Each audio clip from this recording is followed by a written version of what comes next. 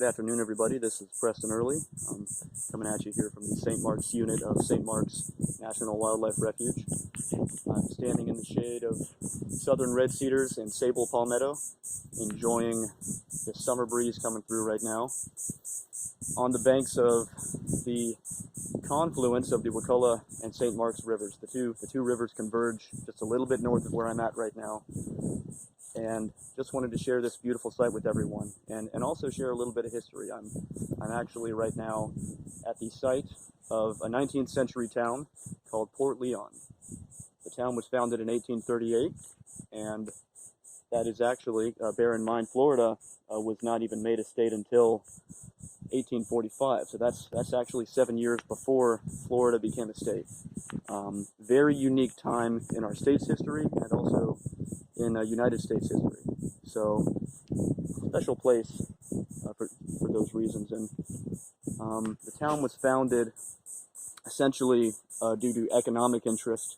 The idea was to have the railroad system that ran through Tallahassee actually come this far south, and to actually meet up with Port Leon. And the idea was that this would give agricultural interests another way to market their goods. The idea was to have this port town, which would be a hub for shipping, and of course the major products of the South at the time. You have tobacco and cotton, and a few others, but those are the main two basically. And so that was the idea here, was to have an economically motivated town. It was unfortunately fraught with a few unfortunate events. Number one being that in the year of its founding, there was in fact an outbreak of yellow fever.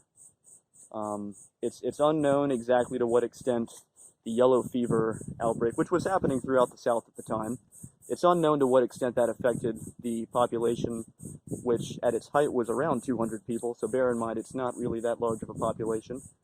It's unknown to what effect the yellow fever had on Port Leon. However, it was only a few years later, I believe in the 1840s, when there was a major storm that occurred in the night. And you can see, I'm really only a few feet above the banks of the confluence here of St. Mark's and Wakulla Rivers. So that storm was actually enough to raise the water level, and the whole town was flooded.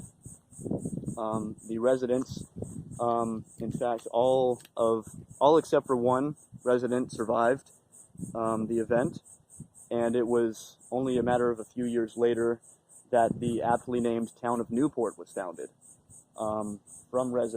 by residents who essentially had to leave the failed town, of Port Leon. So, very cool piece of history. And of course, we have events going on today.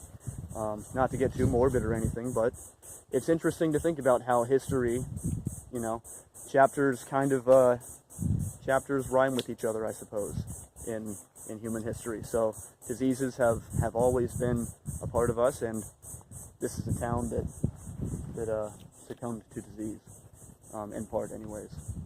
So just an interesting site, historical value, and of course great beauty, just like pretty much anywhere else that you go in St. Mark's. So that's all I've got for everybody, and I hope you have a good afternoon. Thanks.